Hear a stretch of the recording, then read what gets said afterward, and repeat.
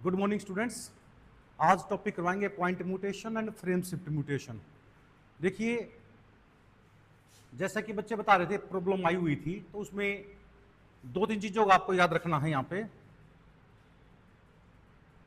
देखिए, ये डीएनए है।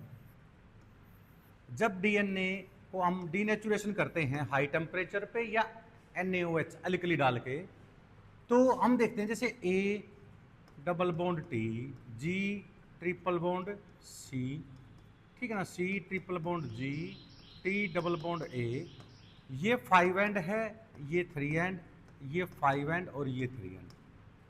अब दोनों स्ट्रैंड डीएनए जब बनेगा तो दोनों स्ट्रैंड में बनेगा, पर जब आरएनए बनेगा ना तो एक स्ट्रैंड में बनेगा। जिस स्ट्रैंड में बनेगा ना उसका नाम होता है टेम्पलेट स्ट्रैंड। क्या नाम होता है उसका? Template strand. टेम्पलेट स्ट्रैंड जो होता है इसको नेगेटिव स्ट्रैंड भी बोलते हैं, एंटी सेंस भी बोलते हैं, नॉन सेंस भी बोलते हैं, ठीक है ना। और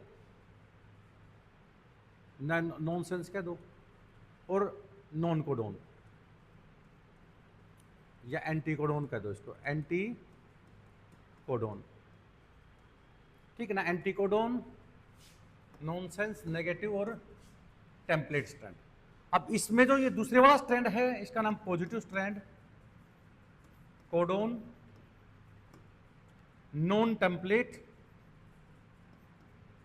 और क्या बोलेंगे इसको? कोडोन हो गया, पॉजिटिव हो गया, एंटीसेंस हो गया और नॉन टेम्पलेट।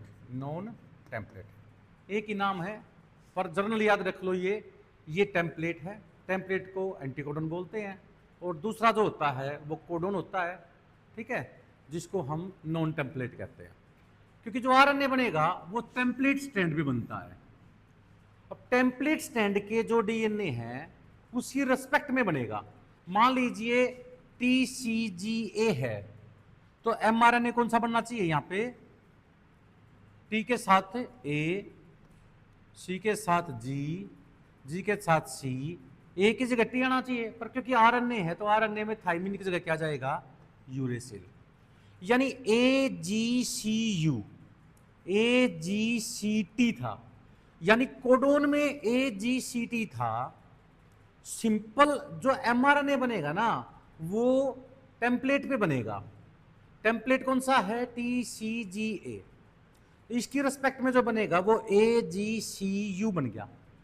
तो जो mRNA बना है, ट्रांसक्रिप्शन जो हुई है, वो स्ट्रैंड बिल्कुल सेम है कोडोन वाला, सिर्फ एक डिफरेंस आ गया, थाइमिन की जगह यूरेसिल लिख दिया। बस ये थाइमिन जो था ना इसकी जगह यूरेसिल लिख दिया, बाकी कोई डिफरेंस नहीं है। और बाकी स्ट्रैंड में डीऑक्सीराइबोज की जगह राइबोज शुगर आ जाएगा। तो जब आपको एक पॉजिटिव एक नेगेटिव स्ट्रैंड दिया हो तो नेगेटिव स्ट्रैंड पे आरएनए बनाना है। सेम स्ट्रैंड लिख दो कोडोन वाले जो हैं सेम, बट थाइमिन की जगह यूरेसिल दिखा दो, वो mRNA का बन जाएगा। इसलिए क्वेश्चन आपसे घुमा फिरा के पूछ सकते हैं नीट में, एक mRNA स्ट्रैंड दे देंगे और उससे ये पूछ सकता है टीचर, ये mRNA गिवन स्ट्रैंड है, ये टेम्पलेट पे बना है, तो टेम्पलेट का और नॉन टेम्पलेट का स्ट्रैंड के सीक्वेंस बताइए नाइट्रोजन बेस के। तो घूमने की जरूरत नहीं है ज्यादा, बस ये समझ लो आप। ये देखे ध्यान से कि मान लीजिए ये पॉजिटिव स्ट्रैंड है, ये नेगेटिव है, GAATTC, ठीक है ना, T। तो ये पॉजिटिव स्ट्रैंड है, नेगेटिव बताओ, अरे mRNA बताओ। देखो फिर क्या बनेगा? G के साथ C, A के साथ T, T A A G A, ये नेगेटिव स्ट्रैंड हो गया, यानी टेम्पलेट हो गया। ये टेम्पलेट स्ट्रैंड आ गया, ये कोडोन है। अब आपको पता है कोडोन के ऊपर जो ये डीएनए होता है ना, कोडोन स्ट्रैंड के ऊपर टाटा बॉक्स होता है, TATA टाटा बॉक्स, या इस यहां पे AT सीक्वेंस बार बार आता है तो इसको टाटा बॉक्स बोल देते हैं। ये सिग्मा फैक्टर की सहायता से RNA polymerase enzyme, sigma factor होता है जो आरएनए पॉलीमरेज एंजाइम को यहां टाटा बॉक्स पे बाइंड करता है। आरएनए पॉलीमरेज जो एंजाइम है, ये आरएनए पॉलीमरेज, ये डीएनए से आरएनए बनाता है। डीएनए से क्या बनाता है? ये आरएनए बनाता है। तो आरएनए पॉलीमरेज एंजाइम डीएनए से आरएनए बनाएगा। डीएनए भी कौन सा लेगा? टेम्पलेट वाले पे बनाएगा, इसलिए इसको टेम्पलेट स्ट्रैंड बोलते हैं, क्योंकि डीएनए पे ये दोनों स्ट्रैंड में से एक पे ही बनता है और उसका नाम होता है template strand, negative strand, anticodon, ठीक है ना, नॉनसेंस, उसके ऊपर बनेगा, कोडोन पे नहीं बनेगा। कोडोन के ऊपर तो 80-80 सीक्वेंस होता है, जिसको प्रिन बो बॉक्स कहते हैं, प्रिन बो बॉक्स। ये बॉक्स आरएनए पॉलीमरेज एंजाइम को बाइंड करने में हेल्प करता है, इसको टाटा बॉक्स भी बोलते हैं। सिग्मा फैक्टर होता है जो इसको अटैच करने में हेल्प करता है, और लास्ट में होता है टर्मिनेटर साइट, यहाँ पे रो फैक्टर होता है जो आरएनए पॉलीमरेज को निकालने में हेल्प करता है। जैसे ही यहाँ पे आरएनए पॉलीमरेज बाइंड करेगा तो ये आरएनए ऐसे खुल जाएगा, ठीक है ना, और एक नेगेटिव स्ट्रैंड पे आरएनए बन जाएगा। यानी ये दोनों डीएनए हैं, ये भी डीएनए, ये भी डीएनए, और जो नया बना है ये हो गया आरएनए, यानी सिंगल स्ट्रैंड बनेगा। तो अब मैंने आपको ये बता दिया कि कोडिंग सीक्वेंस ये है, टेम्पलेट ये है, तो आरएनए कौन सा बनेगा भाई? देखो पहली बात तो यदि ये 3 एंड है तो ये होगा 5 एंड, ये होगा 3 एंड, ये 5 एंटी पैरेलल हो गए। आरएनए हमेशा G1 और G2 फेज में बनता है सेल साइकिल में, और 5 to 3 डायरेक्शन बनता है। तो 5 to 3 डायरेक्शन, ये डायरेक्शन होगी आरएनए बनने की।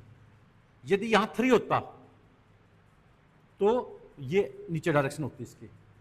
तो अब क्योंकि 3 के सामने कौन सा आ गया? 5, ये 3, तो डायरेक्शन 5 to 6 डायरेक्शन जाता है। अब इसका सीक्वेंस क्या हो गया? ए के साथ क्या आएगा?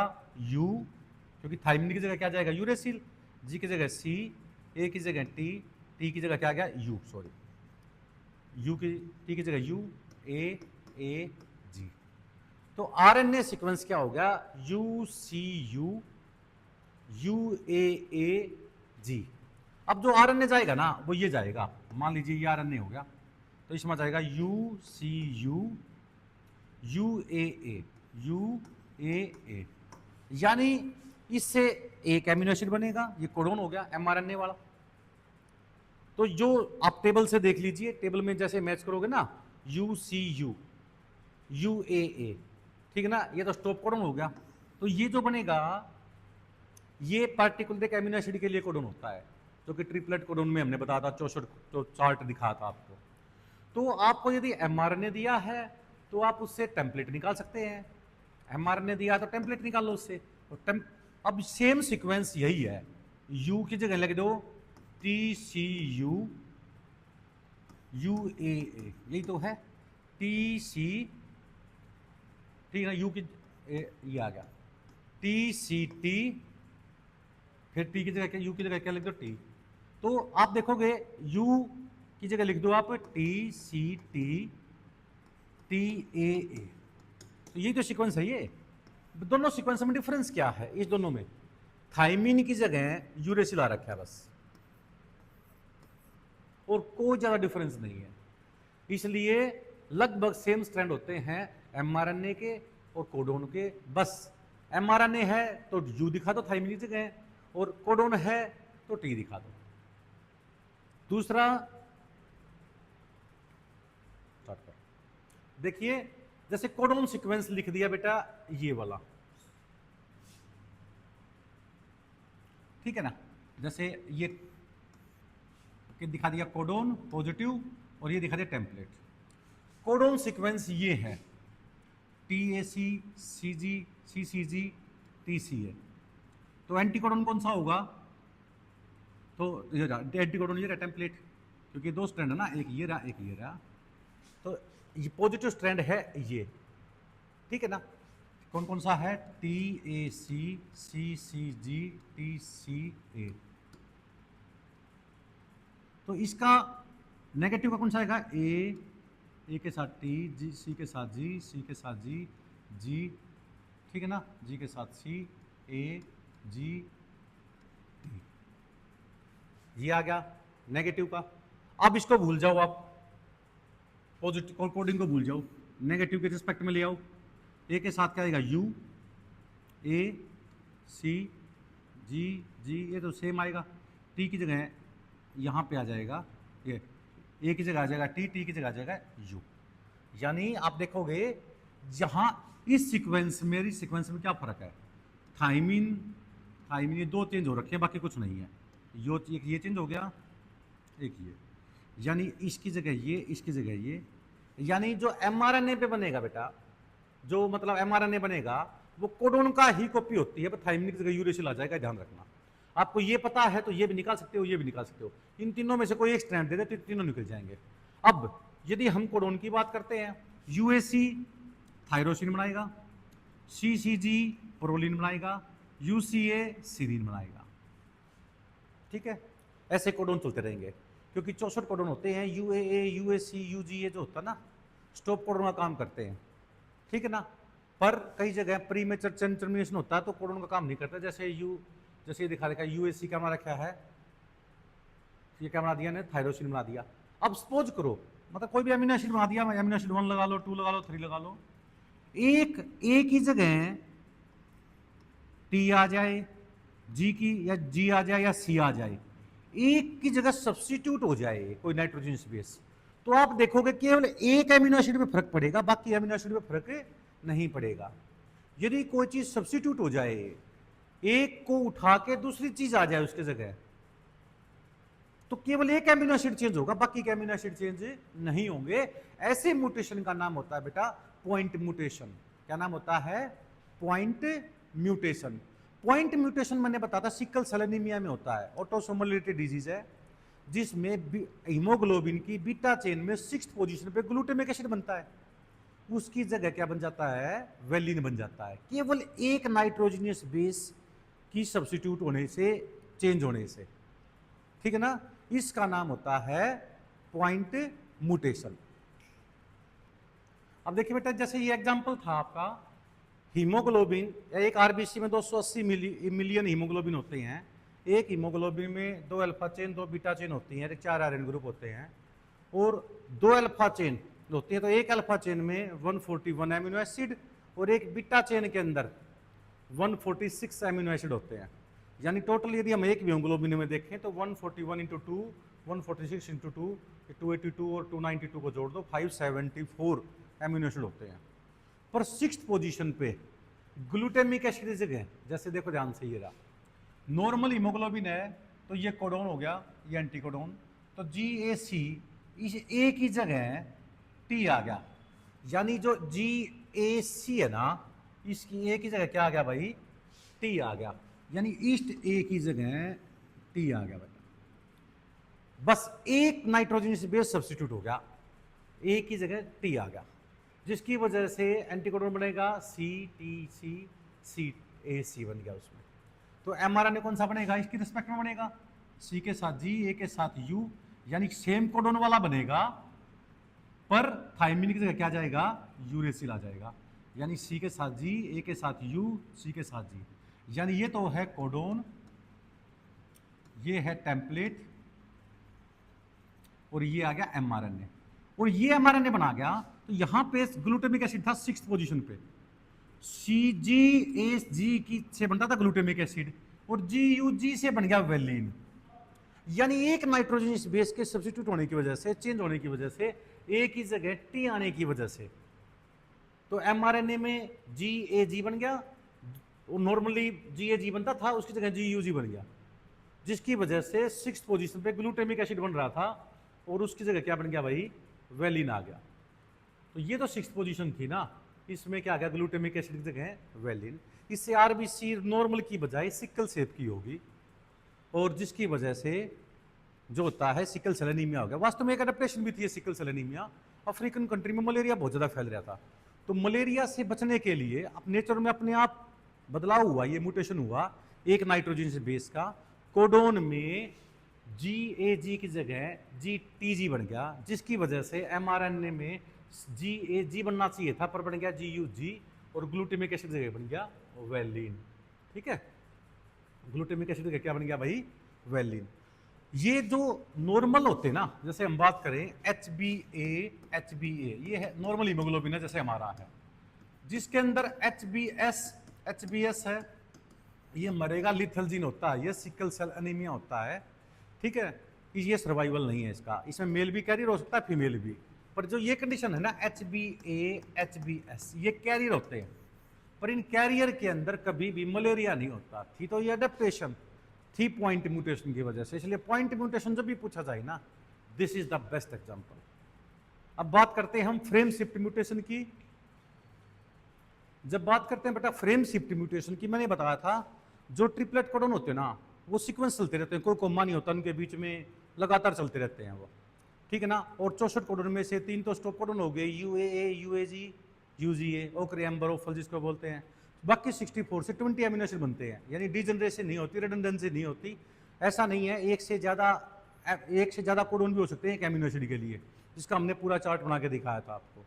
तो देखो ध्यान से, ये जो mRNA है, केवल एक सब्स्टिट्यूट हो जाए तो होता पॉइंट म्यूटेशन, और एक चीज ऐड हो जाए या डिलीट हो जाए, देखो सब्स्टिट्यूट हुआ है एक तो होगा पॉइंट म्यूटेशन, और एक चीज ऐड होगी नहीं या एक डिलीट होगी, उससे क्या होता है कि आगे का पूरा सीक्वेंस चेंज हो जाता है बेटे। देखो ध्यान से, जैसे ये है एक कोई भी एक सीक्वेंस है, ये 3-3 का कोडन होता है, ये 3-3 का सीक्वेंस आता है mRNA में अपने आप, इससे ये एमिनो एसिड बनते हैं, सीरीन, हिस्टीन, ल्यूसीन। अब एक ए आ गया बीच में, क्या आ गया, ए, कितने के बाद, 3 के बाद, यहां पे इस जगह पे ए आ गया बाहर से, या तो एक एडिशन हो या डिलीशन हो, तो पूरा फ्रेम चेंज होगा आगे। अब कैसे आएगा, अब देखो जैसे एक ये ए आ गया तो ACA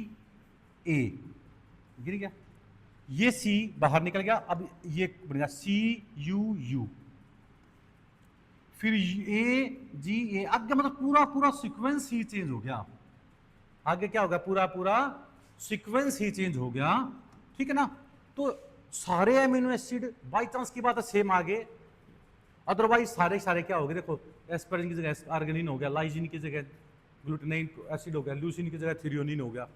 तो एक चीज या तो एडिशन हो, नई चीज आ जाए, जैसे इस केस में एडिशन हुआ है, ए आ गया चौथी पोजीशन पे क्या आ गया, ए आ गया, जिसकी वजह से आगे का सारा सीक्वेंस चेंज हो गया, क्योंकि 3-3 काउंट करेगा। तो ऐसा म्यूटेशन बहुत लार्ज स्केल का होता है, बहुत हार्मफुल होता है, इसका नाम होता है फ्रेम शिफ्ट म्यूटेशन, क्योंकि आगे का पूरा फ्रेम ही चेंज हो जाए।